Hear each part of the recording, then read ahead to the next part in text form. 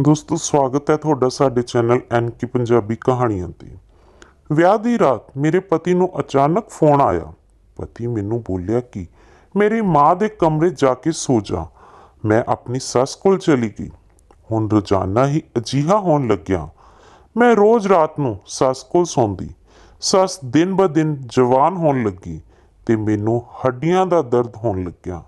ਇੱਕ ਦਿਨ ਮੇਰਾ 13 ਸਾਲ ਦਾ ਦਿਓਰ ਬੋਲਿਆ ਕਿ ਮੈਂ ਵੀ ਜਦੋਂ ਬੁੱਢਾ ਹੋ ਜਾਵਾਂਗਾ ਤਾਂ ਮੈਂ ਵੀ ਜਵਾਨ ਹੋਣ ਲਈ ਉਹੀ ਕਰਾਂਗਾ ਜੋ ਰਾਤ ਨੂੰ ਮਾਂ ਭਾਬੀ ਨਾਲ ਕਰਦੀ ਹੈ।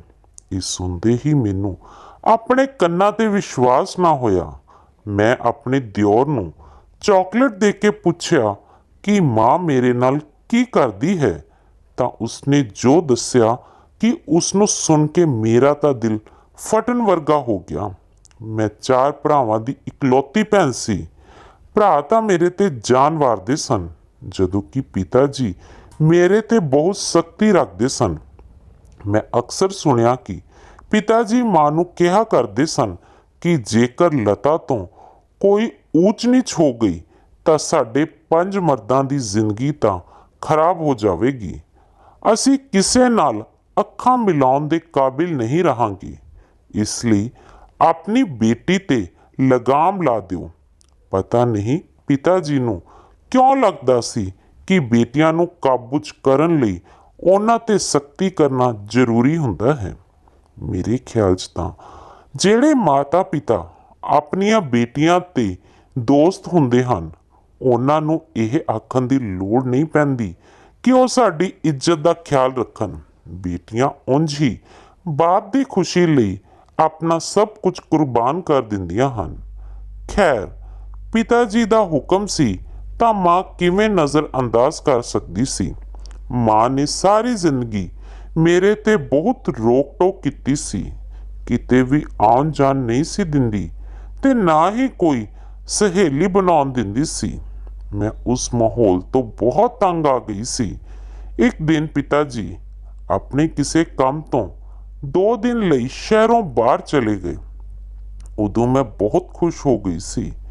ਮੈਂ ਮਾਂ ਨੂੰ ਬੋਲੀ ਕਿ ਜੇਕਰ ਤੁਸੀਂ ਮੈਨੂੰ ਇਜਾਜ਼ਤ ਦਿਓ ਤਾਂ ਮੈਂ ਥੋੜੀ ਦੇਰ ਲਈ ਆਪਣੀ ਬਚਪਨ ਦੀ ਸਹੇਲੀ ਦੇ ਘਰ ਜਾ ਆਵਾਂ। ਮਾਂ ਨੇ ਸਾਫ਼-ਸਾਫ਼ ਮਨਾ ਕਰ ਦਿੱਤਾ। ਤਾਂ ਮੈਂ ਬੋਲੀ ਕਿ ਮਾਂ, ਤੁਸੀਂ ਹਮੇਸ਼ਾ ਮੇਰੇ ਤੇ ਇੰਨੀ ਸਖਤੀ ਰੱਖੀ ਹੈ। ਮੈਂ ਆਪਣੀ ਅਜਿਹੀ ਜ਼ਿੰਦਗੀ ਤੋਂ ਤੰਗ ਆ ਗਈ ਹਾਂ। ਮੈਂ ਤਾਂ ਚਾਹੁੰਦੀ ਹਾਂ ਕਿ ਮੈਨੂੰ ਮੌਤ ਆ ਜਾਵੇ। ਮੇਰੀ ਗੱਲ ਸੁਣ ਕੇ ਮਾਂ ਦਾ ਦਿਲ ਦਹਿਲ ਗਿਆ। ਉਹ ਆਖਣ ਲੱਗੀ ਕਿ ਖਬਰਦਾਰ, ਜੇ ਅੱਜ ਤੋਂ ਬਾਅਦ ਇਸ ਤਰ੍ਹਾਂ ਦੀ ਗੱਲ ਆਪਣੇ ਮੂੰਹੋਂ ਕੱਢੀ ਤਾਂ ਇਹ ਜੋ ਤੇਰੇ 4 ਭਰਾ ਨੇ ਨਾ, ਇਹ ਸਿਰਫ ਆਪਣੇ ਪਿਤਾ ਲਈ ਹਨ, ਜਦੋਂ ਕਿ ਤੂੰ ਮੇਰੀ ਬੇਟੀ ਹੈ। ਤੂੰ ਮੇਰੀ ਸਹੇਲੀ ਹੈ, ਮੇਰੇ ਜਿਗਰ ਦਾ ਟੁਕੜਾ ਹੈ। ਮਾਂ ਦੀਆਂ ਗੱਲਾਂ ਸੁਣ ਮੈਂ ਬੋਲੀ ਕਿ ਜੇਕਰ ਅਜਿਹੀ ਗੱਲ ਹੈ ਤਾਂ ਤੁਸੀਂ ਮੈਨੂੰ ਸਹੇਲੀ ਦੇ ਘਰ ਜਾਣ ਦਿਓ। ਮਾਂ ਨੇ ਹਾਂ ਕਰ ਦਿੱਤੀ ਤਾਂ ਮੈਂ ਖੁਸ਼ੀ-ਖੁਸ਼ੀ ਅਲਮਾਰੀ 'ਚੋਂ ਆਪਣਾ ਨਵਾਂ ਸੂਟ ਕੱਢ ਕੇ ਪਾ ਲਿਆ ਤੇ ਤਿਆਰ ਹੋ ਗਈ। ਮੈਨੂੰ ਮਾਂ ਨੇ ਪੈਸੇ ਵੀ ਦਿੱਤੇ ਤੇ ਸਖਤੀ ਨਾਲ ਕਿਹਾ ਕਿ ਆਪਣਾ ਖਿਆਲ ਰੱਖੀ। ਮੈਂ ਮਾਂ ਦੀ ਗੱਲ ਸੁਣ ਕੇ ਮੁਸਕਰਾਈ ਤੇ ਘਰੋਂ ਚਲੀ ਗਈ। ਅੱਜ ਮੈਂ ਕਈ ਸਾਲਾਂ ਬਾਅਦ ਆਪਣੀ ਸਹੇਲੀ ਜੋਤੀ ਦੇ ਘਰ ਜਾ ਰਹੀ ਸੀ। ਮੈਂ ਬੱਸ 'ਚ ਬੈਠ ਗਈ। ਸਭ ਕੁਝ ਨਵਾਂ-ਨਵਾਂ ਲੱਗ ਰਿਹਾ ਸੀ। ਮੇਰੀ ਰਗ-ਰਗ 'ਚ ਇੱਕ ਸਕੂਨ ਜਿਹਾ ਦੌੜ ਰਿਹਾ ਸੀ। ਖੈਰ, ਜਦੋਂ ਮੈਂ ਜੋਤੀ ਦੇ ਘਰ ਪਹੁੰਚੀ ਤਾਂ ਉਸਨੂੰ ਯਕੀਨ ਹੀ ਨਹੀਂ ਹੋਇਆ ਕਿ ਮੈਂ ਉਸਦੇ ਘਰ ਆਈ ਹਾਂ। ਉਹ ਆਖਣ ਲੱਗੀ ਕਿ ਅੱਜ ਤਾਂ ਮੇਰੀ ਜ਼ਿੰਦਗੀ ਦਾ ਸਭ ਤੋਂ ਖੂਬਸੂਰਤ ਦਿਨ ਹੈ ਜੋ ਤੂੰ ਸਾਡੇ ਘਰ ਆਈ ਹੈ। ਮੈਂ ਹੱਸ ਕੇ ਬੋਲੀ ਕਿ ਤੂੰ ਸੋਚ ਵੀ ਨਹੀਂ ਸਕਦੀ ਕਿ ਮੈਨੂੰ ਕਿੰਨੀ ਮੁਸ਼ਕਲ ਨਾਲ ਇਜਾਜ਼ਤ ਮਿਲੀ ਹੈ। ਖੈਰ, ਅਸੀਂ ਦੋਵੇਂ ਸਹੇਲੀਆਂ 2 ਘੰਟੇ ਇਕੱਠੀਆਂ ਬੈਠੀਆਂ ਰਹੀਆਂ। ਫਿਰ ਮੈਂ ਉਸਨੂੰ ਜਾਣ ਲਈ ਕਿਹਾ ਤਾਂ ਉਸਨੇ ਮਨਾ ਕਰ ਦਿੱਤਾ ਤੇ ਬੋਲੀ ਕਿ ਨਹੀਂ, ਮੈਂ ਤੈਨੂੰ ਇੰਨੀ ਛੇਤੀ ਨਹੀਂ ਜਾਣ ਦਿਆਂਗੀ। ਹੁਣ ਜੇਕਰ ਤੂੰ ਆਈ ਹੀ ਹੈ ਤਾਂ ਮੇਰੇ ਨਾਲ ਕੁਝ ਹੋਰ ਸਮਾਂ ਬਿਤਾ। ਮੈਂ ਬੋਲੀ ਕਿ ਜੇਕਰ ਅੱਜ ਸਮੇਂ ਤੇ ਘਰ ਨਹੀਂ ਗਈ ਤਾਂ ਮਾਂ ਮੈਨੂੰ ਫਿਰ ਕਦੇ ਕਿਤੇ ਨਹੀਂ ਭੇਜੇਗੀ। ਗੱਲਾਂ-ਗੱਲਾਂ 'ਚ ਪਤਾ ਨਹੀਂ ਲੱਗਿਆ ਕਿ ਸੂਰਜ ਵੀ ਡੁੱਬਣ ਵਾਲਾ ਸੀ। मैं तो बहुत ज़्यादा घबरा गई। मेरे नाल ज्योति भी घबरा गई सी। आखन लगी कि मैनू माफ़ कर दे, मेरे करके इन्नी देर हो गई है। मैं बोली कि कोई गल नहीं। ज्योति बोली कि मैं मां नू तेरे नाल भेज दिंदी हाँ। तां मैं मना कर दिता ते मैं इकल्ली ही ज्योति दे घरों निकल पई सी। पर मैनू इस गल दा बिल्कुल भी पता नहीं सी कि मेरे लिए कितना खतरनाक साबित हो सकता है। मैं बस अड्डे ते खड़ी सी तां मैनू एहसास होया कि दो लड़के मैनू घूर रहे सन। मैं कदों घरों बाहर निकली ही नहीं सी तां अजिहे हालात का सामना करने का सवाल ही पैदा नहीं हुंदा सी। मैं बहुत ज़्यादा घबरा गई सी। वो लड़के मेरी घबराहट देख के होर निडर होने लगे ते मेरे कोल आके खड़े हो गए। मैं उन्हां कोलों दूर होने की कोशिश कर रही सी जदों कि ਉਹ ਮੇਰੇ ਬਿਲਕੁਲ ਨੇੜੇ ਆਉਂਦੇ ਜਾ ਰਹੇ ਸਨ। ਉਦੋਂ ਹੀ ਮੈਨੂੰ ਬੱਸ ਆਉਂਦੀ ਦਿਖਾਈ ਦਿੱਤੀ ਤਾਂ ਮੇਰੀ ਜਾਨ 'ਚ ਜਾਨ ਆਈ। ਮੈਂ ਬਹੁਤ ਜ਼ਿਆਦਾ ਖੁਸ਼ ਹੋ ਗਈ ਸੀ। ਬੱਸ ਰੁਕੀ ਤਾਂ ਮੈਂ ਛੇਤੀ ਛੇਤੀ ਉਸ 'ਚ ਬੈਠ ਗਈ। ਮੈਨੂੰ ਲੱਗਿਆ ਕਿ ਹੁਣ ਉਹਨਾਂ ਆਵਾਰਾ ਲੜਕਿਆਂ ਤੋਂ ਮੇਰੀ ਜਾਨ ਛੁੱਟ ਜਾਵੇਗੀ। ਪਰ ਮੇਰੀ ਜਾਨ ਉਦੋਂ ਨਿਕਲੀ ਜਦੋਂ ਮੇਰੇ ਨਾਲ ਹੀ ਉਹ ਲੜਕੇ ਵੀ ਬੱਸ 'ਚ ਬੈਠ ਗਏ। ਹੁਣ ਉਹ ਮੇਰੇ ਕੋਲ ਬੈਠਣ ਦੀ ਕੋਸ਼ਿਸ਼ ਕਰ ਰਹੇ ਸਨ। ਇੱਕ ਲੜਕਾ ਬਹੁਤ ਗੁੱਸੇ ਨਾਲ ਬੋਲਿਆ ਕਿ ਤੁਸੀਂ ਦੋਵੇਂ ਕੌਣ ਹੋ?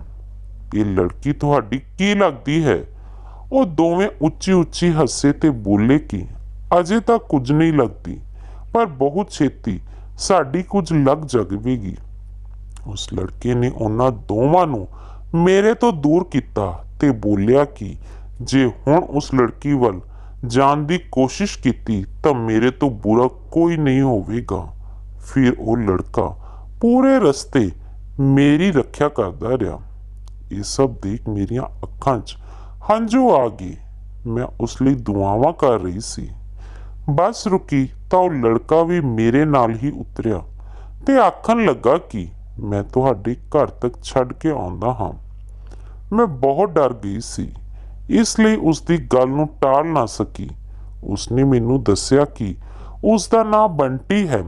ਉਹ ਮੈਨੂੰ ਘਰ ਦੇ ਕੋਲ ਛੱਡ ਕੇ ਚਲਾ ਗਿਆ। ਮੈਂ ਘਰ ਦੇ ਅੰਦਰ ਦਾਖਲ ਹੋਈ ਤਾਂ ਮਾਂ ਨੇ ਮੈਨੂੰ ਦੇਖਦੇ ਹੀ ਗਲ ਨਾਲ ਲਾ ਲਿਆ। ਉਹ ਉੱਚੀ ਉੱਚੀ ਰੋਣ ਲੱਗੀ। ਮੈਂ ਵੀ ਰੋ ਰਹੀ ਸੀ। ਮਾਂ ਆਖਣ ਲੱਗੀ ਕਿ ਤੂੰ ਕਿੱਥੇ ਰਹਿ ਗਈ ਸੀ? ਮੇਰੀ ਜਾਨ ਹੀ ਨਿਕਲ ਰਹੀ ਸੀ। ਮੈਂ ਰੋਂਦੇ ਰੋਂਦੇ ਮਾਂ ਨੂੰ ਸਾਰਾ ਕਿੱਸਾ ਸੁਣਾ ਦਿੱਤਾ। ਮਾਂ ਬਹੁਤ ਜ਼ਿਆਦਾ ਘਬਰਾ ਗਈ ਸੀ। ਆਖਣ ਲੱਗੀ, ਮਾਲਕ ਲੜਕੇ ਤੇ ਆਪਣੀ ਕਿਰਪਾ ਬਣਾਈ ਰੱਖੇ ਜਿਸ ਨਾਲ ਸਾਡੀ ਮਦਦ ਕੀਤੀ। ਜੇਕਰ ਤੈਨੂੰ ਕੁਝ ਹੋ ਜਾਂਦਾ ਤਾਂ ਅਸੀਂ ਕੀ ਕਰਦੇ? ਮਾਂ ਹੁਣ ਉਸ ਲੜਕੇ ਲਈ ਦੁਆਵਾਂ ਕਰਦੀ ਰਹਿੰਦੀ ਸੀ। 2 ਦਿਨ ਬਾਅਦ ਪਾਪਾ ਘਰ ਵਾਪਸ ਆ ਗਏ। ਮੈਂ ਤੇ ਮਾਂ ਨੇ ਇਸ ਕਿੱਸੇ ਨੂੰ ਪਾਪਾ ਤੇ ਭਰਾਵਾਂ ਤੋਂ ਲੁਕਾ ਲਿਆ ਸੀ। ਮੈਨੂੰ ਹੁਣ ਹਮੇਸ਼ਾ ਬੰਟੀ ਦੇ ਚੰਗੇ ਵਿਵਹਾਰ ਦੀ ਯਾਦ ਆਉਂਦੀ ਸੀ ਤੇ ਮੇਰੇ ਦਿਲ 'ਚ ਅਜਨਬੀ ਲਈ ਪਿਆਰ ਪੈਦਾ ਹੋ ਗਿਆ ਸੀ। ਮੈਂ ਇਹ ਵੀ ਜਾਣਦੀ ਸੀ ਕਿ ਇਹ ਮੁਲਾਕਾਤ ਪਹਿਲੀ ਤੇ ਆਖਰੀ ਸੀ, ਪਰ ਫਿਰ ਵੀ ਮੈਂ ਉਸ ਨੂੰ ਆਪਣੇ ਦਿਲ 'ਚੋਂ ਕੱਢ ਨਹੀਂ ਸਕੀ ਸੀ। 1-2 ਵਾਰ ਤਾਂ ਮੇਰੇ ਸੁਪਨੇ 'ਚ ਵੀ ਆਇਆ ਸੀ। ਇੱਕ ਦਿਨ ਮੈਂ ਜੋਤੀ ਨਾਲ ਫੋਨ ਤੇ ਗੱਲ ਕਰ ਰਹੀ ਸੀ ਤਾਂ ਮੈਂ ਉਸ ਨੂੰ ਬੰਟੀ ਬਾਰੇ ਸਭ ਕੁਝ ਦੱਸ ਦਿੱਤਾ ਸੀ। ਮੇਰੀ ਗੱਲ ਸੁਣ ਕੇ ਜੋਤੀ ਆਖਣ ਲੱਗੀ ਕਿ ਤੂੰ ਉਸ ਲੜਕੇ ਨੂੰ ਫੇਸਬੁੱਕ ਤੇ ਲੱਭ ਸਕਦੀ ਹੈ, ਹੋ ਸਕਦਾ ਹੈ ਉਹ ਤੈਨੂੰ ਮਿਲ ਜਾਵੇ। ਮੈਂ ਜੋਤੀ ਦੀ ਗੱਲ ਸੁਣ ਬਹੁਤ ਖੁਸ਼ ਹੋਈ। ਮੈਂ ਜਿਵੇਂ ਹੀ ਗੱਲ ਕਰਨੀ ਬੰਦ ਕੀਤੀ ਤਾਂ ਮਾਂ ਦੇ ਮੋਬਾਈਲ ਤੇ ਫੇਸਬੁੱਕ ਇੰਸਟਾਲ ਕਰਕੇ ਆਈਡੀ ਬਣਾ ਲਈ ਸੀ। ਹੁਣ ਜਦੋਂ ਵੀ ਮੈਨੂੰ ਮੌਕਾ ਮਿਲਦਾ ਮੈਂ ਬੰਟੀ ਨਾਂ ਦੇ ਲੜਕਿਆਂ ਨੂੰ ਸਰਚ ਕਰਨ ਲੱਗਦੀ। ਕਈ ਦਿਨ ਇੰਝ ਹੀ ਲੰਘ ਗਏ ਸਨ। ਹੁਣ ਮੈਨੂੰ ਯਕੀਨ ਹੋ ਗਿਆ ਸੀ ਕਿ ਇਹ ਸਭ ਮੁਮਕਿਨ ਨਹੀਂ ਹੈ। ਭਲਾ ਇੱਕ ਲੜਕੇ ਨੂੰ ਸਿਰਫ ਨਾਂ ਨਾਲ ਕਿਵੇਂ ਲੱਭਿਆ ਜਾ ਸਕਦਾ ਹੈ? ਮੈਂ ਹਾਰ ਮੰਨਣ ਲੱਗੀ ਸੀ ਕਿ ਇੱਕ ਦਿਨ ਬੰਟੀ ਦੀ ਤਸਵੀਰ ਮੇਰੇ ਸਾਹਮਣੇ ਆ ਗਈ। ਮੇਰੀ ਤਾਂ ਖੁਸ਼ੀ ਦਾ ਟਿਕਾਣਾ ਨਾ ਰਿਹਾ। ਮੈਂ ਉਸ ਨੂੰ ਜਲਦੀ ਦੇਣੇ ਮੈਸੇਜ ਕੀਤਾ ਤੇ ਉਸ ਦਾ ਉਸ ਦਿਨ ਲਈ ਮੇਰੀ ਮਦਦ ਲਈ ਧੰਨਵਾਦ ਕੀਤਾ। ਮੈਂ ਨਾਲ ਹੀ ਲਿਖਿਆ ਕਿ ਉਸ ਲਈ ਮੈਂ ਤੇ ਮੇਰੀ ਮਾਂ ਬਹੁਤ ਦੁਆਵਾਂ ਕਰਦੇ ਹਾਂ। ਉਸ ਦਾ ਜਵਾਬ ਨਹੀਂ ਆਇਆ। ਠੀਕ 2 ਦਿਨ ਬਾਅਦ ਉਸਨੇ ਜਵਾਬ ਦਿੱਤਾ ਸੀ। ਉਹ ਕਹਿਣ ਲੱਗਿਆ ਕਿ ਇਹ ਤਾਂ ਮੇਰਾ ਫਰਜ਼ ਸੀ। ਮੈਂ ਅਜਿਹਾ ਕੁਝ ਨਹੀਂ ਕੀਤਾ ਜੋ ਅਨੋਖਾ ਹੋਵੇ। ਫਿਰ ਉਸਨੇ ਦੱਸਿਆ ਕਿ ਉਹ ਫੇਸਬੁੱਕ ਬਹੁਤ ਘੱਟ ਚਲਾਉਂਦਾ ਹੈ। ਹੁਣ ਅਸੀਂ ਦੋਵੇਂ ਹਰ ਰੋਜ਼ ਗੱਲਾਂ ਕਰਨ ਲੱਗੇ ਸੀ। ਮੈਨੂੰ ਬੰਟੀ ਨਾਲ ਪਿਆਰ ਹੋ ਗਿਆ ਸੀ। ਉਸ ਦਾ ਵੀ ਕੁਝ ਅਜਿਹਾ ਹੀ ਹਾਲ ਸੀ। ਮੈਨੂੰ ਦੱਸਿਆ ਸੀ ਉਸਨੇ। ਮੈਂ ਉਸਨੂੰ ਕਿਹਾ ਕਿ ਤੂੰ ਮੇਰੇ ਲਈ ਰਿਸ਼ਤਾ ਭੇਜ ਦੇ।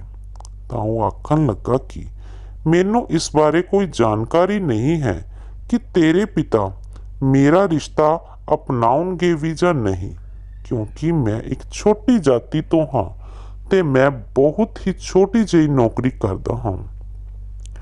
ਪਿਤਾ ਜੀ ਦੀ ਮੌਤ ਹੋ ਚੁੱਕੀ ਹੈ। ਆਪਣੀ ਮਾਂ ਤੇ ਛੋਟੇ ਭਰਾ ਦਾ ਖਿਆਲ ਰੱਖਦਾ ਹਾਂ। ਮੈਂ ਬੋਲੀ ਕਿ ਬੰਟੀ, ਮੇਰੇ ਲਈ ਤੁਸੀਂ ਹੀ ਬਹੁਤ ਹੋ। ਤੁਸੀਂ ਰਿਸ਼ਤਾ ਲੈ ਕੇ ਆਉਂਗੇ ਤਾਂ ਆਪਣੇ ਘਰ ਵਾਲਿਆਂ ਨੂੰ ਖੁਦ ਹੀ ਮਨਾ ਲਵਾਂਗੀ। ਬੰਟੀ ਦੀ ਗੱਲ ਸੱਚ ਸਾਬਿਤ ਹੋਈ। ਉਸ ਦਾ ਰਿਸ਼ਤਾ ਆਇਆ ਤਾਂ ਪਿਤਾ ਜੀ ਨੇ ਮਨਾ ਕਰ ਦਿੱਤਾ ਸੀ। ਉਹ ਆਖਣ ਲੱਗੇ ਕਿ ਨਹੀਂ ਭਾਈ, ਮੈਂ ਅਜਿਹੇ ਘਰ 'ਚ ਆਪਣੀ ਧੀ ਦਾ ਰਿਸ਼ਤਾ ਨਹੀਂ ਕਰਾਂਗਾ ਜਿੱਥੇ ਖਾਣ ਪੀਣ ਦੀ ਵੀ ਤੰਗੀ ਹੋਵੇ। ਮੈਂ ਮਾਂ ਨੂੰ ਕਿਹਾ ਕਿ ਤੁਸੀਂ ਪਿਤਾ ਜੀ ਨੂੰ ਸਮਝਾਓ, ਕਿਉਂਕਿ ਮਾਂ ਨੂੰ ਮੈਂ ਦੱਸ ਦਿੱਤਾ ਸੀ ਕਿ ਇਹ ਬੰਟੀ ਹੈ ਜਿਸ ਨੇ ਮੇਰੀ ਇੱਜ਼ਤ ਬਚਾਈ ਸੀ। ਮਾਂ ਨੇ ਵੀ ਆਪਣੀ ਕੋਸ਼ਿਸ਼ ਕਰਕੇ ਦੇਖ ਲਈ ਸੀ, ਪਰ ਪਿਤਾ ਜੀ ਨਾ ਮੰਨੇ। ਤਾਂ ਮੈਂ ਪਿਤਾ ਜੀ ਨਾਲ ਗੱਲ ਕਰਨ ਦਾ ਫੈਸਲਾ ਕੀਤਾ। ਮੈਂ ਉਹਨਾਂ ਨੂੰ ਸਪਸ਼ਟ ਆਖ ਦਿੱਤਾ ਕਿ ਤੁਸੀਂ ਮੇਰਾ ਵਿਆਹ ਉਸੇ ਤਰ੍ਹਾਂ ਕਰ ਦਿਓ। ਜੇਕਰ ਖਾਣ ਪੀਣ ਦੀ ਤੰਗੀ ਹੈ ਤਾਂ ਮੈਨੂੰ ਕੋਈ ਇਤਰਾਜ਼ ਨਹੀਂ ਹੈ। ਮੇਰੀ ਗੱਲ ਸੁਣ ਕੇ ਪਿਤਾ ਜੀ ਹੈਰਾਨ ਰਹਿ ਗਏ ਸਨ। ਉਹਨਾਂ ਦੇ ਮੱਥੇ ਤੇ ਵੱਟ ਪੈ ਗਏ ਸਨ। ਉਹ ਆਖਣ ਲੱਗੇ ਕਿ ਤੂੰ ਇਸ ਰਿਸ਼ਤੇ ਲਈ ਇੰਨੀ ਕਾਹਲੀ ਕਿਉਂ ਹੋ ਰਹੀ ਹੈ? ਤੂੰ ਉਸ ਲੜਕੇ ਨੂੰ ਕਿਵੇਂ ਜਾਣਦੀ ਹੈ? ਮੈਂ ਚੁੱਪ ਹੋ ਕੇ ਰਹਿ ਗਈ ਸੀ, ਪਰ ਪਿਤਾ ਜੀ ਬਹੁਤ ਜ਼ਿੱਦੀ ਸਨ। ਉਹ ਸਭ ਸਮਝ ਗਏ ਸਨ। ਉਹਨਾਂ ਨੇ ਫਿਰ ਵੀ ਰਿਸ਼ਤੇ ਲਈ ਮਨਾ ਹੀ ਕੀਤਾ ਸੀ, ਪਰ ਮੈਂ ਅੜ ਗਈ ਸੀ। ਇੱਕ ਦਿਨ ਮੈਂ ਪਿਤਾ ਜੀ ਨੂੰ ਸਾਫ਼-ਸਾਫ਼ ਆਖ ਦਿੱਤਾ ਕਿ ਜੇਕਰ ਤੁਸੀਂ ਮੇਰਾ ਵਿਆਹ ਉਸ ਘਰ 'ਚ ਨਾ ਕੀਤਾ ਤਾਂ ਮੈਂ ਕੁਝ ਖਾ ਕੇ ਮਰ ਜਾਵਾਂਗੀ ਤੇ ਉਸ ਲਈ ਤੁਸੀਂ ਜ਼ਿੰਮੇਵਾਰ ਹੋਵੋਗੇ। ਮੇਰੀ ਗੱਲ ਸੁਣ। ਪਿਤਾ ਜੀ ਨੇ ਮੇਰੇ ਮੂੰਹ ਤੇ ਥੱਪੜ ਜੜ ਦਿੱਤਾ। ਫਿਰ ਉਹ ਮਾਂ ਨੂੰ ਵੀ ਬੁਰਾ ਭਲਾ ਆਖਣ ਲੱਗੇ ਕਿ ਤੇਰੀ ਨੱਕ ਹੇਠ ਤੇਰੀ ਧੀ ਕੀ ਕੁਝ ਕਰਦੀ ਰਹੀ, ਪਰ ਤੈਨੂੰ ਕੁਝ ਪਤਾ ਹੀ ਨਹੀਂ ਲੱਗਾ। ਪਿਤਾ ਜੀ ਮੇਰੇ ਫੈਸਲੇ ਤੋਂ ਡਰ ਗਏ ਸਨ, ਇਸ ਲਈ ਉਹਨਾਂ ਨੇ ਉਸ ਰਿਸ਼ਤੇ ਲਈ ਹਾਂ ਕਰ ਦਿੱਤੀ ਸੀ। ਪਰ ਅਫਸੋਸ ਇਸ ਗੱਲ ਦਾ ਸੀ ਕਿ ਮੇਰੀ ਵਿਦਾਈ ਦੇ ਸਮੇਂ ਉਹਨਾਂ ਨੇ ਮੇਰੇ ਸਿਰ ਤੇ ਹੱਥ ਵੀ ਨਹੀਂ ਰੱਖਿਆ ਸੀ। ਸਿਰਫ ਇੰਨਾ ਬੋਲੇ ਕਿ ਹੁਣ ਸਾਡਾ ਰਿਸ਼ਤਾ ਖਤਮ ਹੋ ਗਿਆ ਹੈ। ਮੇਰੀ ਅੱਖਾਂ ਛਲਕ ਗਈਆਂ ਸਨ। ਮੈਂ ਦਿਲ 'ਚ ਸੋਚਿਆ ਕਿ ਪਿਤਾ ਜੀ, ਤੁਸੀਂ ਪਹਿਲਾਂ ਵੀ ਕਿਹੜਾ ਕਦੇ ਮੈਨੂੰ ਪਿਆਰ ਕੀਤਾ ਸੀ? ਇਸੇ ਖੁਸ਼ੀ 'ਚ ਸੀ ਕਿ ਮੇਰਾ ਵਿਆਹ ਇੱਕ ਅਜਿਹੇ ਇਨਸਾਨ ਨਾਲ ਹੋ ਰਿਹਾ ਹੈ ਜਿਸ ਨੂੰ ਮੈਂ ਪਿਆਰ ਕਰਦੀ ਸੀ ਤੇ ਉਹ ਵੀ ਮੈਨੂੰ ਚਾਹੁੰਦਾ ਸੀ। ਇਹੀ ਸੋਚਾਂ ਸੋਚਦੀ ਹੋਈ ਜਦੋਂ ਮੈਂ ਆਪਣੇ ਪਿਤਾ ਦੇ ਘਰੋਂ ਵਿਦਾ ਹੋ ਕੇ ਬੰਟੀ ਦੇ ਘਰ ਆਈ ਤਾਂ ਬੰਟੀ ਦਾ ਘਰ ਦੇਖ ਕੇ ਮੈਂ ਘਬਰਾ ਗਈ ਸੀ, ਕਿਉਂਕਿ ਬੰਟੀ ਦੇ ਘਰ ਦੇ ਹਾਲਾਤ ਤਾਂ ਮੇਰੀ ਸੋਚ ਤੋਂ ਵੀ ਵੱਧ ਕੇ ਜ਼ਿਆਦਾ ਖਰਾਬ ਸਨ। ਉਸ ਦਾ ਕਮਰਾ ਵੀ ਬਹੁਤ ਛੋਟਾ ਜਿਹਾ ਸੀ, ਜਿਸ 'ਚ ਅਜੀਬ ਜਿਹਾ ਟੁੱਟਿਆ ਹੋਇਆ ਫਰਨੀਚਰ ਪਿਆ ਸੀ। ਪਰ ਜਦੋਂ ਬੰਟੀ ਮੇਰੇ ਸਾਹਮਣੇ ਆ ਕੇ ਬੈਠਾ ਤਾਂ ਮੈਂ ਦੁਨੀਆ ਦੇ ਸਾਰੇ ਦੁੱਖ ਭੁਲਾ ਦਿੱਤੇ। ਬੰਟੀ ਨੇ ਮੇਰਾ ਹੱਥ ਫੜ ਕੇ ਆਪਣੀ ਖੁਸ਼ੀ ਦਾ ਇਜ਼ਹਾਰ ਕੀਤਾ ਸੀ। ਉਹ ਆਖਣ ਲੱਗਿਆ ਕਿ ਲਤਾ, ਜਦੋਂ ਮੈਂ ਤੈਨੂੰ ਬੱਸ 'ਚ ਦੇਖਿਆ ਸੀ ਤਾਂ ਮੈਨੂੰ ਮੇਰੀ ਮੁਹੱਬਤ ਮਿਲ ਗਈ ਸੀ, ਪਰ ਮੈਂ ਜਾਣਦਾ ਸੀ ਕਿ ਇਹ ਮੁਲਾਕਾਤ ਪਹਿਲੀ ਅਤੇ ਆਖਰੀ ਹੈ। ਇਸ ਲਈ ਮੈਂ ਆਪਣੇ ਦਿਲੋਂ ਤੇਰਾ ਖਿਆਲ ਮਿਟਾ ਦਿੱਤਾ ਸੀ। ਪਰ ਜਦੋਂ ਤੂੰ ਖੁਦ ਮੇਰੇ ਨਾਲ ਫੇਸਬੁੱਕ ਤੇ ਗੱਲ ਕੀਤੀ ਤਾਂ ਮੈਨੂੰ ਆਪਣੀ ਖੁਸ਼ਕਿਸਮਤੀ ਤੇ ਯਕੀਨ ਹੀ ਨਹੀਂ ਆ ਰਿਹਾ ਸੀ। ਲਤਾ, ਮੈਂ ਅੱਜ ਬਹੁਤ ਜ਼ਿਆਦਾ ਖੁਸ਼ ਹਾਂ ਤੇ ਤੇਰੇ ਨਾਲ ਵਾਅਦਾ ਕਰਦਾ ਹਾਂ ਕਿ ਮੈਂ ਤੇਰੇ ਲਈ ਸਭ ਕੁਝ ਠੀਕ ਕਰ ਲਵਾਂਗਾ। ਅਜੇ ਮੇਰਾ ਘਰ ਛੋਟਾ ਜਿਹਾ ਹੈ, ਮੇਰੇ ਹਾਲਾਤ ਵੀ ਚੰਗੇ ਨਹੀਂ ਹਨ, ਪਰ ਜੇਕਰ ਤੂੰ ਮੇਰਾ ਸਾਥ ਦੇਵੇਂਗੀ ਤਾਂ ਇਹ ਮੁਸ਼ਕਿਲ ਸਮਾਂ ਬੀਤ ਜਾਵੇਗਾ ਤੇ ਸਭ ਕੁਝ ਸਹੀ ਹੋ ਜਾਵੇਗਾ। ਮੈਂ ਮੁਸਕਰਾ ਕੇ ਬੋਲੀ ਕਿ ਬੰਟੀ, ਤੁਸੀਂ ਮੇਰੇ ਤੋਂ ਕਿਸੇ ਤਰ੍ਹਾਂ ਦੀ ਕੋਈ ਗੱਲ ਨਹੀਂ ਲੁਕਾਈ ਸੀ ਤੇ ਸਭ ਕੁਝ ਸਾਫ਼ ਦੱਸ ਦਿੱਤਾ ਸੀ, ਪਰ ਫਿਰ ਵੀ ਮੈਂ ਤੁਹਾਡੇ ਨਾਲ ਹੀ ਵਿਆਹ ਕਰਨਾ ਸੀ ਤੇ ਅੱਜ ਮੈਂ ਤੁਹਾਡੇ ਨਾਲ ਵਾਅਦਾ ਕਰਦੀ ਹਾਂ ਕਿ ਹਮੇਸ਼ਾ ਤੁਹਾਡਾ ਸਾਥ ਦੇਵਾਂਗੀ। ਮੇਰੀ ਗੱਲ ਸੁਣ ਬੰਟੀ ਮੁਸਕਰਾਉਣ ਲੱਗਾ ਤੇ ਉਸਨੇ ਮੂੰਹ ਦਿਖਾਈ ਦੀ ਅੰਗੂਠੀ ਮੇਰੀ ਉਂਗਲ 'ਚ ਪਾ ਦਿੱਤੀ ਸੀ। ਅਸੀਂ ਦੋਵੇਂ ਅਜੇ ਗੱਲਾਂ ਹੀ ਕਰ ਰਹੇ ਸੀ ਕਿ ਅਚਾਨਕ ਬੰਟੀ ਨੂੰ ਫੋਨ ਆਇਆ। ਫੋਨ ਸੁਣ ਕੇ ਉਹ ਪਰੇਸ਼ਾਨ ਜਿਹਾ ਹੋ ਗਿਆ। ਫਿਰ ਮੈਨੂੰ ਆਖਣ ਲੱਗਾ ਕਿ ਲਤਾ, ਮੈਨੂੰ ਬਹੁਤ ਜ਼ਰੂਰੀ ਕੰਮ ਕਰਕੇ ਜਾਣਾ ਪਵੇਗਾ, ਤੁਸੀਂ ਪਲੀਜ਼ ਮੇਰੀ ਮਾਂ ਦੇ ਕਮਰੇ ਜਾ ਕੇ ਸੋ ਜਾਓ। ਮੈਂ ਹੈਰਾਨ ਰਹਿ ਗਈ ਸੀ। ਮੈਂ ਬੋਲੀ, ਬੰਟੀ, ਕੀ ਤੁਹਾਨੂੰ ਮੇਰੇ ਤੋਂ ਵੀ ਜ਼ਿਆਦਾ ਜ਼ਰੂਰੀ ਕੰਮ ਹੈ? ਬੰਟੀ ਦੇ ਚਿਹਰੇ ਤੇ ਪਰੇਸ਼ਾਨੀ ਸਾਫ਼ ਦਿਸ ਰਹੀ ਸੀ। ਉਹ ਆਖਣ ਲੱਗਾ ਕਿ ਪਲੀਜ਼ ਮੇਰੀ ਗੱਲ ਸਮਝਣ ਦੀ ਕੋਸ਼ਿਸ਼ ਕਰੋ, ਤੁਸੀਂ ਮੇਰੀ ਮਾਂ ਦੇ ਕਮਰੇ ਚਲੇ ਜਾਓ। ਮੈਂ ਗੁੱਸੇ 'ਚ ਉੱਠੀ ਤੇ ਕੱਪੜੇ ਬਦਲ ਕੇ ਆਪਣੀ ਸੱਸ ਦੇ ਕਮਰੇ ਚਲੀ ਗਈ। ਮੈਂ ਸੱਸ ਨੂੰ ਬੋਲੀ ਕਿ ਬੰਟੀ ਕਿਸੇ ਕੰਮ ਲਈ ਬਾਹਰ ਜਾ ਰਿਹਾ ਹੈ, ਉਹਨਾਂ ਨੇ ਮੈਨੂੰ ਤੁਹਾਡੇ ਕਮਰੇ 'ਚ ਭੇਜ ਦਿੱਤਾ ਹੈ। ਮੇਰੀ ਸੱਸ ਮੁਸਕਰਾ ਕੇ ਬੋਲੀ ਕਿ ਕੋਈ ਗੱਲ ਨਹੀਂ ਧੀਏ, ਤੂੰ ਮੇਰੇ ਕਮਰੇ 'ਚ ਸੋ ਜਾ। ਮੈਂ ਚੁੱਪਚਾਪ ਬਿਸਤਰ ਤੇ ਪੈ ਗਈ। ਮੇਰਾ ਦਿਲ ਬਹੁਤ ਜ਼ਿਆਦਾ ਬੋਝਲ ਜਿਹਾ ਹੋ ਗਿਆ ਸੀ। ਮੈਂ ਬੰਟੀ ਖਾਤਰ ਆਪਣੇ ਪਿਤਾ ਨੂੰ ਨਾਰਾਜ਼ ਕਰਕੇ ਆ ਗਈ ਸੀ ਤੇ ਇਹ ਵਿਆਹ ਦੀ ਪਹਿਲੀ ਰਾਤ ਹੀ ਮੈਨੂੰ ਛੱਡ ਕੇ ਆਪਣੇ ਕੰਮ ਚਲਾ ਗਿਆ। ਮੈਂ ਬਹੁਤ ਜ਼ਿਆਦਾ ਦੁਖੀ ਸੀ। ਇੰਝ ਹੀ ਸੋਚਦੇ ਸੋਚਦੇ ਮੇਰੀ ਅੱਖ ਲੱਗ ਗਈ। ਜਦੋਂ ਸਵੇਰੇ ਉੱਠੀ ਤਾਂ ਬੰਟੀ ਘਰੇ ਹੀ ਸੀ। ਮੈਂ ਉਸ ਨਾਲ ਕੋਈ ਗੱਲ ਨਹੀਂ ਕੀਤੀ ਸੀ। ਬੰਟੀ ਨੇ ਮੇਰੇ ਅੱਗੇ ਹੱਥ ਜੋੜ ਕੇ ਮੇਰੇ ਤੋਂ ਮਾਫੀ ਮੰਗੀ। ਫਿਰ ਕਿਤੇ ਜਾ ਕੇ ਮੇਰੇ ਦਿਲੋਂ ਉਦਾਸੀ ਖਤਮ ਹੋਈ ਸੀ। ਬੰਟੀ ਦੇ ਘਰ ਦਾ ਮਾਹੌਲ ਬਹੁਤ ਚੰਗਾ ਸੀ। ਉਹ ਆਪਣੀ ਮਾਂ ਦੇ ਸਾਹਮਣੇ ਮੇਰੇ ਨਾਲ ਹਾਸਾ ਮਜ਼ਾਕ ਕਰ ਲੈਂਦਾ ਸੀ। ਮੇਰਾ ਦਿਓਰ ਵੀ ਮੈਨੂੰ ਭਾਬੀ ਭਾਬੀ ਕਹਿੰਦਾ ਥੱਕਦਾ ਨਹੀਂ ਸੀ। ਮੈਨੂੰ ਮਾਂ ਦੀ ਬਹੁਤ ਜ਼ਿਆਦਾ ਯਾਦ ਆ ਰਹੀ ਸੀ। ਮੇਰੀ ਮਾਂ ਦਾ ਇਸ ਦੁਨੀਆ 'ਚ ਮੇਰੇ ਤੋਂ ਬਿਨਾਂ ਹੈ ਹੀ ਕੌਣ ਸੀ। ਪਿਤਾ ਜੀ ਤਾਂ ਮਾਂ ਨਾਲ ਜ਼ਿਆਦਾ ਗੱਲਬਾਤ ਨਹੀਂ ਕਰਦੇ ਸਨ। ਫਿਰ ਮੇਰੇ ਚਾਰੇ ਭਰਾ ਵੀ ਪਿਤਾ ਜੀ ਤੇ ਹੀ ਗਏ ਸਨ। ਉਹ ਵੀ ਬਿਲਕੁਲ ਪਿਤਾ ਜੀ ਵਰਗੀਆਂ ਹਰਕਤਾਂ ਹੀ ਕਰਦੇ ਸਨ। ਅਜਿਹੇ 'ਚ ਅਸੀਂ ਮਾਂ ਬੇਟੀ ਹੀ ਇੱਕ ਦੂਜੇ ਦਾ ਸਹਾਰਾ ਸੀ। ਖੈਰ, ਮੈਨੂੰ ਯਕੀਨ ਸੀ ਕਿ ਬੰਟੀ ਨਾਲ ਮੇਰੀ ਜ਼ਿੰਦਗੀ ਬਹੁਤ ਚੰਗੀ ਲੰਘੇਗੀ। ਰਾਤ ਹੋਈ ਤਾਂ ਅਸੀਂ ਸਾਰਿਆਂ ਨੇ ਮਿਲ ਕੇ ਖਾਣਾ ਖਾਧਾ। ਫਿਰ ਮੈਂ ਆਪਣੇ ਕਮਰੇ 'ਚ ਆ ਗਈ ਤੇ ਬੰਟੀ ਵੀ ਮੇਰੇ ਪਿੱਛੇ ਪਿੱਛੇ ਹੀ ਆ ਗਿਆ। ਉਹ ਮੇਰੇ ਨਾਲ ਇੱਧਰ ਉੱਧਰ ਦੀਆਂ ਗੱਲਾਂ ਕਰਨ ਲੱਗਿਆ। ਅਸੀਂ ਦੋਵੇਂ ਇਕੱਠੇ ਬਹੁਤ ਖੁਸ਼ ਸੀ। ਪਰ ਅੱਜ ਫਿਰ ਬੰਟੀ ਨੂੰ ਇੱਕ ਫੋਨ ਆਇਆ, ਜਿਸ ਨੂੰ ਸੁਣ ਕੇ ਬੰਟੀ ਫਿਰ ਪਰੇਸ਼ਾਨ ਹੋ ਗਿਆ। ਬੰਟੀ ਤੋਂ ਜ਼ਿਆਦਾ ਤਾਂ ਮੈਂ ਪਰੇਸ਼ਾਨ ਹੋ ਗਈ ਸੀ ਕਿ ਕਿਤੇ ਫਿਰ ਤੋਂ ਇਹ ਮੈਨੂੰ ਛੱਡ ਕੇ ਤਾਂ ਨਹੀਂ ਚਲੇ ਜਾਣਗੇ। ਤਦ ਹੀ ਬੰਟੀ ਆਖਣ ਲੱਗਿਆ ਕਿ ਲਤਾ, ਤੂੰ ਮੇਰੀ ਮਾਂ ਦੇ ਕਮਰੇ 'ਚ ਚਲੀ ਜਾ, ਮੈਨੂੰ ਕੰਮ ਹੈ। ਮੈਂ ਗੁੱਸੇ 'ਚ ਬੋਲੀ ਕਿ ਬੰਟੀ, ਮੇਰਾ ਵਿਆਹ ਤੁਹਾਡੇ ਨਾਲ ਹੋਇਆ ਹੈ ਜਾਂ ਤੁਹਾਡੀ ਮਾਂ ਦੇ ਨਾਲ, ਜੋ ਤੁਸੀਂ ਇਹ ਸਭ ਕਰ ਰਹੇ ਹੋ। ਅੱਜ ਮੈਂ ਤੁਹਾਨੂੰ ਕਿਤੇ ਨਹੀਂ ਜਾਣ ਦਿਆਂਗੀ। ਮੇਰੀ ਗੱਲ ਸੁਣ ਕੇ ਬੰਟੀ ਹੱਸ ਕੇ ਬੋਲਿਆ ਕਿ ਲਤਾ, ਤੂੰ ਮੇਰੇ ਨਾਲ ਵਾਅਦਾ ਕੀਤਾ ਸੀ ਹਰ ਸੁੱਖ ਦੁੱਖ 'ਚ ਮੇਰਾ ਸਾਥ ਦੇਵੇਂਗੀ ਤੇ ਤੂੰ ਤਾਂ 2 ਦਿਨਾਂ 'ਚ ਹੀ ਹਿੰਮਤ ਹਾਰ ਦਿੱਤੀ। ਮੈਂ ਗੁੱਸੇ 'ਚ ਬੋਲੀ ਕਿ ਬੰਟੀ, ਮੈਨੂੰ ਸੱਚ ਦੱਸੋ ਕਿ ਤੁਸੀਂ ਮੈਨੂੰ ਛੱਡ ਕੇ ਕਿੱਥੇ ਜਾਂਦੇ ਹੋ। ਬੰਟੀ ਆਖਣ ਲੱਗਿਆ ਕਿ ਤੂੰ ਬਿਨਾਂ ਵਜ੍ਹਾ ਮੇਰੇ ਤੇ ਸ਼ੱਕ ਨਾ ਕਰ, ਮੈਂ ਬਹੁਤ ਜ਼ਿਆਦਾ ਮਜਬੂਰ ਹਾਂ, ਤੈਨੂੰ ਛੱਡ ਕੇ ਜਾਂਦਾ ਹਾਂ। ਤੂੰ ਸੋਚ ਵੀ ਨਹੀਂ ਸਕਦੀ ਕਿ ਮੈਂ ਖੁਦ ਕਿੰਨਾ ਬੇਵਸ ਮਹਿਸੂਸ ਕਰਦਾ ਹਾਂ। ਬੰਟੀ ਨੇ ਮੈਨੂੰ ਜ਼ਬਰਦਸਤੀ ਹੀ ਆਪਣੀ ਮਾਂ ਦੇ ਕਮਰੇ 'ਚ ਭੇਜ ਦਿੱਤਾ ਸੀ। ਅੱਜ ਤਾਂ ਮੇਰੀਆਂ ਅੱਖਾਂ 'ਚ ਹੰਝੂ ਨਿਕਲ ਰਹੇ ਸਨ। ਮੈਂ ਸੋਚਿਆ ਕਿ ਬੰਟੀ ਨਾਲ ਜ਼ਿੰਦਗੀ ਪਿਆਰ ਮੁਹੱਬਤ ਨਾਲ ਲੰਘੇਗੀ, ਪਰ ਉਹ ਵੀ ਹੁਣ ਅਜੀਬ ਜਿਹਾ ਲੱਗਣ ਲੱਗਿਆ ਸੀ, ਕਿਉਂਕਿ ਕਿਹੜਾ ਪਤੀ ਆਪਣੀ ਨਵ ਵਿਆਹੁਤਾ ਪਤਨੀ ਨੂੰ ਆਪਣੀ ਮਾਂ ਦੇ ਕਮਰੇ 'ਚ ਛੱਡ ਕੇ ਜਾਂਦਾ ਹੈ। ਇਹ ਸਾਰੀਆਂ ਗੱਲਾਂ ਮੇਰੇ ਦਿਮਾਗ 'ਚ ਸਵਾਰ ਹੋ ਰਹੀਆਂ ਸਨ।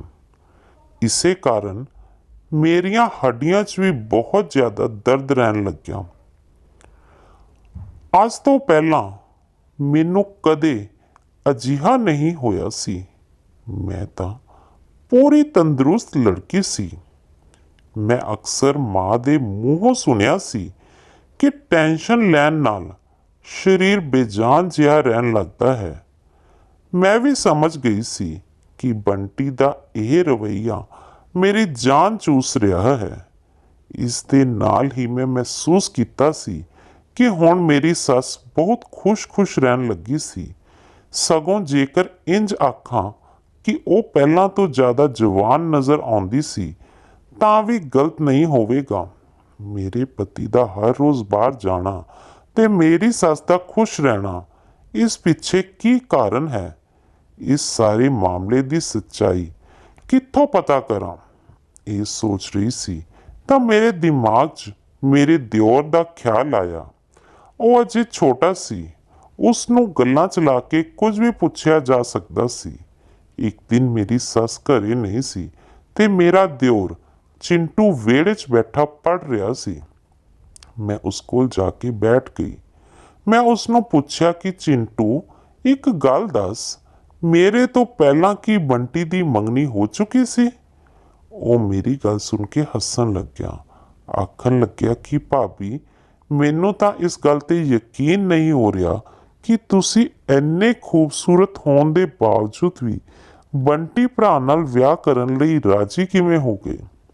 ਪਾਪਾ ਦੀ ਮੌਤ ਤੋਂ ਬਾਅਦ ਘਰੇ ਬਹੁਤ ਜ਼ਿਆਦਾ ਗਰੀਬੀ ਹੋ ਗਈ ਸੀ ਤੇ ਮੇਰੀ ਭੈਣ ਵੀ ਬਹੁਤ ਜ਼ਿਆਦਾ ਬਿਮਾਰ ਹੈ। ਸਾਰੇ ਹਾਲਾਤ ਤੁਹਾਡੇ ਸਾਹਮਣੇ ਹੀ ਹਨ। ਮਾਂ ਨੇ ਇੱਕ ਦੋ ਘਰਾਂ 'ਚ ਬੰਟੀ ਭਰਾ ਦੇ ਰਿਸ਼ਤਾ ਮੰਗਿਆ ਸੀ, ਪਰ ਉਹਨਾਂ ਨੇ ਮਨਾ ਕਰ ਦਿੱਤਾ ਸੀ। ਮਾਂ ਬਹੁਤ ਪਰੇਸ਼ਾਨ ਰਹਿਣ ਲੱਗੀ ਸੀ ਤਾਂ ਇੱਕ ਦਿਨ ਬੰਟੀ ਭਰਾ ਨੇ ਮਾਂ ਨੂੰ ਕਿਹਾ ਕਿ ਉਹ ਇੱਕ ਲੜਕੀ ਨੂੰ ਪਸੰਦ ਕਰਦਾ ਹੈ, ਉਸ ਨਾਲ ਵਿਆਹ ਕਰਨਾ ਚਾਹੁੰਦਾ ਹੈ, ਇਸ ਲਈ ਰਿਸ਼ਤਾ ਮੰਗ ਲਓ। ਤਾਂ ਮਾਂ ਆਖਣ ਲੱਗੀ ਕਿ ਮਾਂ ਤਾਂ ਰਿਸ਼ਤਾ ਮੰਗ ਲਵਾਂਗੀ, ਪਰ ਅੱਗੋਂ ਮਨਾ ਹੋ ਜਾਵੇਗਾ। ਤਾਂ ਭਰਾ ਬੋਲਿਆ ਕਿ ਨਹੀਂ, ਇਸ ਵਾਰ ਮਨਾ ਨਹੀਂ ਹੋਵੇਗਾ। ਫਿਰ ਭਰਾ ਦੀ ਗੱਲ ਸੱਚ ਸਾਬਤ ਹੋ ਗਈ। ਮਾਂ ਨੇ ਤੁਹਾਡਾ ਰਿਸ਼ਤਾ ਮੰਗ ਲਿਆ ਸੀ ਤੇ ਮਨਾ ਵੀ ਨਹੀਂ ਹੋਇਆ। ਮਾਂ ਬਹੁਤ ਜ਼ਿਆਦਾ ਖੁਸ਼ ਸੀ। ਫਿਰ ਤੁਸੀਂ ਵਿਆਹ ਕੇ ਸਾਡੇ ਘਰ ਆ ਗਏ। ਚਿੰਟੂ ਨਾਲ ਗੱਲ ਕਰਕੇ ਮੇਰਾ ਦਿਲ ਬਹੁਤ ਹਲਕਾ ਜਿਹਾ ਹੋ ਗਿਆ। ਮੈਨੂੰ ਇੱਕ ਗੱਲ ਹੋਰ ਪਤਾ ਲੱਗੀ ਕਿ ਚਿੰਟੂ ਦੀ ਇੱਕ ਭੈਣ ਵੀ ਹੈ ਤੇ ਉਹ ਬਿਮਾਰ ਹੈ। ਪਰ ਬਿਮਾਰ ਹੈ ਤਾਂ ਕਿੱਥੇ ਹੈ ਤੇ ਮੇਰੇ ਤੋਂ ਬੰਟੀ ਨੇ ਇਹ ਗੱਲ ਲੁਕਾਈ ਕਿਉਂ? ਮੈਂ ਚਿੰਟੂ ਕੋਲੋਂ ਉੱਠ ਰਸੋਈ 'ਚ ਚਲੀ ਗਈ। ਮੇਰੇ ਤੇ ਬੰਟੀ ਦੇ ਵਿਆਹ ਨੂੰ 2 ਹਫ਼ਤੇ ਹੋ ਗਏ ਸਨ ਤੇ ਉਹ ਹਰ ਰਾਤ ਮੈਨੂੰ ਆਪਣੀ ਮਾਂ ਦੇ ਕਮਰੇ ਛੱਡ ਕੇ ਖੁਦ ਬਾਹਰ ਕਿਤੇ ਚਲੇ ਜਾਂਦਾ ਸੀ। ਹੁਣ ਮੈਨੂੰ ਸ਼ੱਕ ਹੋਣ ਲੱਗਿਆ ਕਿ ਬੰਟੀ ਨੇ ਕਿਤੇ ਬਾਹਰ ਕਿਸੇ ਹੋਰ ਨਾਲ ਵਿਆਹ ਤਾਂ ਨਹੀਂ ਕਰ ਰੱਖਿਆ।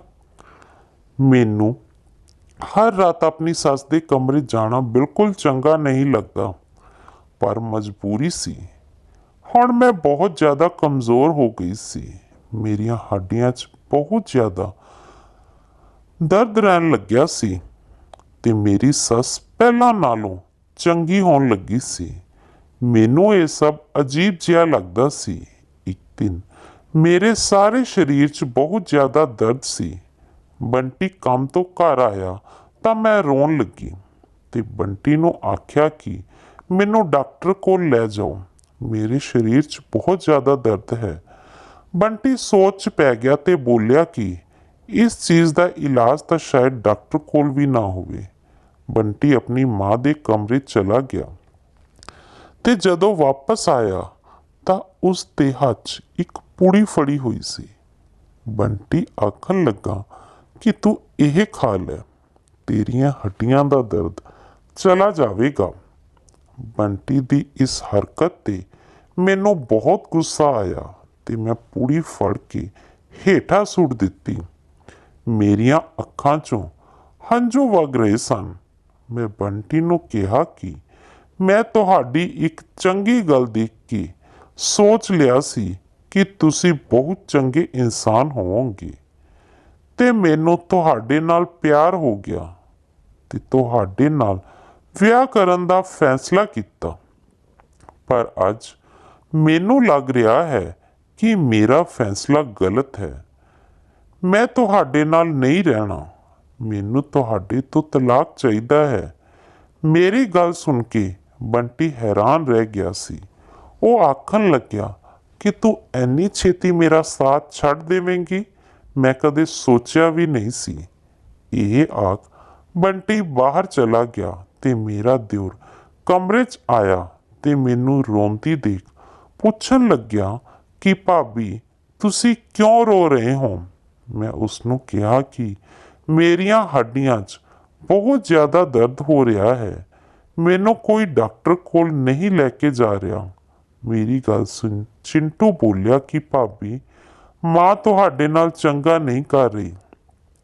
ਉਹ ਆਪਣੀ ਬੇਟੀ ਖਾਤਰ ਤੁਹਾਨੂੰ ਬਿਮਾਰ ਕਰ ਰਹੀ ਹੈ। ਚਿੰਟੂ ਦੀ ਗੱਲ ਸੁਣ ਕੇ ਮੈਂ ਹੈਰਾਨ ਰਹਿ ਗਈ ਸੀ। ਉਹ ਬੋਲਿਆ ਕਿ ਦੀਦੀ ਖਾਤਰ ਤੁਹਾਨੂੰ ਉਹ ਬਿਮਾਰ ਕਰ ਰਹੇ ਹਨ। ਉਹ ਤੁਹਾਡੇ ਨਾਲ ਚੰਗਾ ਨਹੀਂ ਕਰ ਰਹੀ। ਮੈਂ ਬੋਲੀ ਕੀ ਮਤਲਬ ਹੈ ਤੇਰਾ? ਤੂੰ ਕੀ ਆਖ ਰਿਹਾ ਹੈ? ਚਿੰਟੂ ਇੱਕਦਮ ਘਬਰਾ ਗਿਆ ਤੇ ਉੱਠ ਕੇ ਬਾਹਰ ਚਲਾ ਗਿਆ। ਹੁਣ ਮੈਨੂੰ ਯਕੀਨ ਹੋ ਗਿਆ ਕਿ ਕੁਝ ਨਾ ਕੁਝ ਜ਼ਰੂਰ ਗੜਬੜ ਹੈ ਤੇ ਇਸ ਰਾਜ਼ ਤੋਂ ਤਾਂ ਮੈਂ ਪਰਦਾ ਹਟਾ ਕੇ ਹੀ ਰਹਾਂਗੀ। ਪਰ ਮੈਂ ਦਿਓਰ ਤੋਂ ਸਾਰੀ ਸੱਚਾਈ ਕਿਵੇਂ ਪਤਾ ਕਰਾਂ? ਇਸ ਗੱਲ ਦੀ ਮੈਨੂੰ ਸਮਝ ਨਹੀਂ ਸੀ ਆ ਰਹੀ। ਫਿਰ ਖਿਆਲ ਆਇਆ ਕਿ ਉਹ ਬੱਚਾ ਹੈ, ਉਸਨੂੰ ਲਾਲਚ ਦਿੱਤਾ ਜਾਵੇ ਤਾਂ ਜ਼ਰੂਰ ਦੱਸ ਦੇਵੇਗਾ। ਇੱਕ ਦਿਨ ਮੈਂ ਉਸਨੂੰ ਚਾਕਲੇਟ ਦਿੱਤੀ ਤੇ ਕਿਹਾ ਕਿ ਮੈਨੂੰ ਦੱਸ ਮਾਂ ਮੇਰੇ ਨਾਲ ਕੀ ਕਰਦੀ ਹੈ। ਚਿੰਟੂ ਨੇ ਮੈਨੂੰ ਜੋ ਗੱਲ ਦੱਸੀ ਸੀ ਉਸਨੇ ਮੈਨੂੰ ਡਰਾ ਦਿੱਤਾ ਸੀ। ਮੇਰਾ ਤਾਂ ਦਿਮਾਗ ਚਕਰਾਉਣ ਲੱਗਿਆ ਸੀ। ਹੁਣ ਤਾਂ ਮੈਂ ਬੰਟੀ ਦੇ ਆਉਣ ਦੀ ਉਡੀਕ ਕਰ ਰਹੀ ਸੀ। ਜਿਵੇਂ ਹੀ ਉਹ ਘਰ ਆਇਆ ਤਾਂ ਮੈਂ ਬੰਟੀ ਤੇ ਟੁੱਟ ਪਈ ਤੇ ਬੋਲਿਆ ਕਿ ਤੁਹਾਡੇ ਤੋਂ ਚੰਗਾ ਤਾਂ ਚਿੰਟੂ ਹੈ ਜਿਸ ਨੇ ਮੇਰੇ ਤੇ ਤਰਸ ਖਾਧਾ। ਤੁਹਾਡੀ ਤੇ ਸੱਸ ਮਾਂ ਦੀ ਸਾਰੀ ਸੱਚਾਈ ਮੈਨੂੰ ਦੱਸ ਦਿੱਤੀ, ਜਦੋਂ ਕਿ ਤੁਸੀਂ ਤਾਂ ਮੈਨੂੰ ਤਬਾਹ ਤੇ ਬਰਬਾਦ ਕਰਨ 'ਚ ਕੋਈ ਕਸਰ ਨਹੀਂ ਛੱਡੀ ਸੀ। ਮੇਰੀ ਗੱਲ ਸੁਣ ਬੰਟੀ ਬਹੁਤ ਜ਼ਿਆਦਾ ਘਬਰਾ ਗਿਆ। ਉਸਨੇ ਮੇਰੇ ਸਾਹਮਣੇ ਹੱਥ ਜੋੜੇ ਤੇ ਬੋਲਿਆ ਕਿ ਮੈਨੂੰ ਮਾਫ ਕਰ ਦੇ ਲਤਾ, ਮੈਂ ਬਹੁਤ ਜ਼ਿਆਦਾ ਮਜਬੂਰ ਸੀ। ਅਸਲ 'ਚ ਪਿਤਾ ਜੀ ਦੇ ਦੇਹਾਂਤ ਤੋਂ ਬਾਅਦ ਘਰ ਦੇ ਹਾਲਾਤ ਬਹੁਤ ਵਿਗੜ ਗਏ ਸਨ। ਛੋਟੀ ਭੈਣ ਖੂਨ ਦੀ ਕਮੀ ਕਾਰਨ ਬਿਮਾਰ ਰਹਿਣ ਲੱਗੀ ਤੇ ਡਾਕਟਰਾਂ ਨੇ ਉਸਦੇ ਇਲਾਜ ਲਈ ਕਾਫੀ ਪੈਸੇ ਮੰਗੇ ਸਨ। ਜਦੋਂ ਕਿ ਮੈਂ ਉਸੇ ਹਸਪਤਾਲ 'ਚ ਕੰਪਾਊਂਡਰ ਸੀ। ਮੈਂ ਕਾਫੀ ਸਾਲਾਂ ਤੋਂ ਕੰਮ ਕਰ ਰਿਹਾ ਸੀ ਤੇ ਕੰਮ ਆਉਂਦਾ ਸੀ। ਮੈਂ ਆਪਣੀ ਭੈਣ ਨੂੰ ਉੱਥੇ ਭਰਤੀ ਕਰਵਾਇਆ ਸੀ। ਉਸ ਨੂੰ ਖੂਨ ਦੀ ਬਹੁਤ ਜ਼ਿਆਦਾ ਕਮੀ ਸੀ, ਜਿਸ ਕਰਕੇ ਉਸ ਦੀ ਮੌਤ ਵੀ ਹੋ ਸਕਦੀ ਸੀ। ਮੇਰੀ ਮਾਂ ਸ਼ੂਗਰ ਦੀ ਮਰੀਜ਼ ਸੀ, ਜਿਸ ਕਰਕੇ ਉਹਨਾਂ ਦਾ ਖੂਨ ਨਹੀਂ ਕੱਢਿਆ ਜਾ ਸਕਦਾ ਸੀ। ਮੇਰਾ ਭਰਾ ਅਜੇ ਛੋਟਾ ਸੀ ਤੇ ਮੇਰਾ ਬਲੱਡ ਗਰੁੱਪ ਮੈਚ ਨਹੀਂ ਕਰ ਰਿਹਾ। ਮੈਂ ਕਿਵੇਂ ਨਾ ਕਿਵੇਂ 2 ਯੂਨਿਟ ਦਾ ਜੁਗਾੜ ਕਰ ਲਿਆ, ਪਰ ਅਜੇ ਵੀ 4 ਯੂਨਿਟ ਦੀ ਲੋੜ ਸੀ। ਪਰ ਕਿਤੋਂ ਵੀ ਇੰਤਜ਼ਾਮ ਨਹੀਂ ਸੀ ਹੋ ਰਿਹਾ। ਉਸ ਸਮੇਂ ਤੁਹਾਡਾ ਰਿਸ਼ਤਾ ਮੇਰੇ ਨਾਲ ਹੋ ਗਿਆ ਤੇ ਜਦੋਂ ਵਿਆਹ ਹੋਇਆ ਤੇ ਪਹਿਲੀ ਰਾਤ ਮੈਂ ਫੋਨ ਦਾ ਬਹਾਨਾ ਕਰਕੇ ਮਾਂ ਦੇ ਕਮਰੇ 'ਚ ਚਲਾ ਗਿਆ ਤੇ ਮਾਂ ਦੇ ਬੈੱਡ ਤੇ ਇੱਕ ਸਿਰਹਾਣੇ ਤੇ ਮੈਂ ਕਲੋਰੋਫਾਰਮ ਮਿਲਾ ਦਿੱਤੀ ਤੇ ਤੈਨੂੰ ਮਾਂ ਦੇ ਕਮਰੇ ਜਾਂਦੇ ਹੀ ਨੀਂਦ ਆ ਗਈ। ਜਦੋਂ ਤੇਰਾ ਬਲੱਡ ਗਰੁੱਪ ਚੈੱਕ ਕੀਤਾ ਤਾਂ ਮੇਰੀ ਭੈਣ ਦੇ ਖੂਨ ਨਾਲ ਮਿਲ ਗਿਆ। ਇਸ ਤੋਂ ਅਗਲੇ ਕੁਝ ਦਿਨਾਂ 'ਚ ਮੈਂ ਤੁਹਾਡਾ ਇੱਕ ਇੱਕ ਕਰਕੇ 4 ਯੂਨਿਟ ਖੂਨ ਲੈ ਲਿਆ।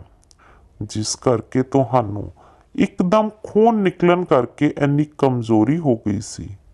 ਪਰ ਮੇਰੀ ਭੈਣ ਹੁਣ ਬਿਲਕੁਲ ਠੀਕ ਹੈ ਤੇ ਮੈਂ ਰੋਜ਼ ਰਾਤ ਨੂੰ ਉਸ ਕੋਲ ਹੀ ਹਸਪਤਾਲ 'ਚ ਜਾਂਦਾ ਸੀ।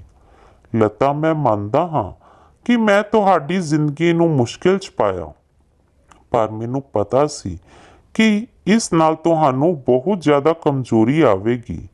ਪਰ ਜਦੋਂ ਤੁਸੀਂ ਚੰਗਾ ਖਾਓਗੇ ਪੀਓਗੇ ਤਾਂ ਕੁਝ ਦਿਨਾਂ 'ਚ ਇਹ ਦੂਰ ਵੀ ਹੋ ਜਾਵੇਗੀ।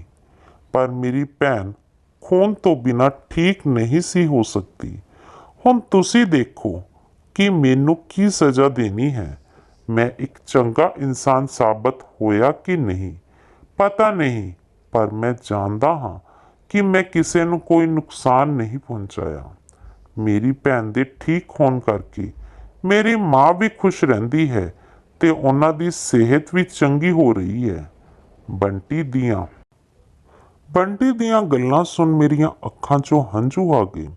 ਬੰਟੀ ਨੇ ਜੋ ਵੀ ਕੀਤਾ ਮਜਬੂਰੀ 'ਚ ਹੀ ਕੀਤਾ ਸੀ। ਉਹ ਸੱਚਮੁੱਚ ਬਹੁਤ ਚੰਗਾ ਇਨਸਾਨ ਸੀ। ਮੈਂ ਭੱਜ ਕੇ ਬੰਟੀ ਦੇ ਗੱਲ ਲੱਗੀ ਤੇ ਉਸ ਨੂੰ ਮਾਫ਼ ਕਰ ਦਿੱਤਾ ਤੇ ਆਪਣੀ ਸੱਸ ਨੂੰ ਵੀ ਮਾਫ਼ ਕਰ ਦਿੱਤਾ। ਸ਼ਾਮ ਨੂੰ ਅਸੀਂ ਹਸਪਤਾਲ ਗਏ ਤੇ ਆਪਣੀ ਨਨਾਣ ਨੂੰ ਛੁੱਟੀ ਦਵਾ ਕੇ ਘਰ ਲਿਆਏ। ਉਹ ਵੀ ਇੱਕ ਚੰਗੀ ਇਨਸਾਨ ਸੀ ਤੇ ਘਰ ਆ ਕੇ ਮੇਰੇ ਗੱਲ ਲੱਗ ਕੇ ਬਹੁਤ ਰੋਈ ਤੇ ਮੇਰਾ ਧੰਨਵਾਦ ਕੀਤਾ ਤੇ ਬੋਲੀ ਕਿ ਤੁਹਾਡੇ ਕਰਕੇ ਮੇਰੀ ਜਾਨ ਬਚ ਗਈ। ਪਰਮਾਤਮਾ ਦੀ ਕਿਰਪਾ ਹੈ ਕਿ ਹੁਣ ਸਾਡਾ ਪਰਿਵਾਰ ਬਿਲਕੁਲ ਸੁਖੀ ਪਰਿਵਾਰ ਹੈ ਤੇ ਅਸੀਂ ਸਾਰੇ ਮਿਲ ਜੁਲ ਕੇ ਰਹਿੰਦੇ ਹਾਂ। ਦੋਸਤੋ, ਜੇਕਰ ਤੁਹਾਨੂੰ ਸਾਡੀ ਅੱਜ ਦੀ ਇਹ ਕਹਾਣੀ ਵਧੀਆ ਲੱਗੀ ਤਾਂ ਇਸ ਨੂੰ ਲਾਈਕ ਕਰਨਾ ਤੇ ਵੱਧ ਤੋਂ ਵੱਧ ਸ਼ੇਅਰ ਕਰਨਾ, ਤੇ ਜੇਕਰ ਤੁਸੀਂ ਸਾਡੇ ਚੈਨਲ ਤੇ ਪਹਿਲੀ ਵਾਰ ਆਏ ਹੋ ਤਾਂ ਸਾਡੇ ਚੈਨਲ NK ਪੰਜਾਬੀ ਕਹਾਣੀਆਂ ਨੂੰ ਜ਼ਰੂਰ ਸਬਸਕ੍ਰਾਈਬ ਕਰਨਾ।